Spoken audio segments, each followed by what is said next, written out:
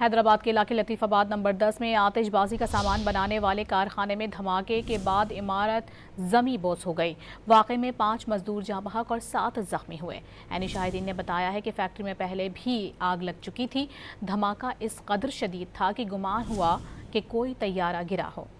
हैदराबाद के इलाके लतीफ़ाबाद नंबर 10 में आतिशबाजी का सामान बनाने वाले कारखाने में धमाके के बाद इमारत जमी बोस हो गई। वाक़े में 5 मजदूर जाँ बहक और 7 जख्मी हुए। ऐनी शाहिदीन ने बताया है कि फैक्ट्री में पहले भी आग लग चुकी थी।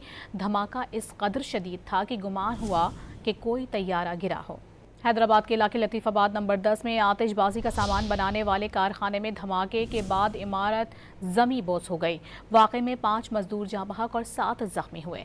ऐनी शाहिदीन ने बताया है कि फैक्ट्री में पहले भी आग लग चुकी थी। धमाका इस कदर शदीद था कि गुमान हुआ कि कोई तैयारा गिरा हो।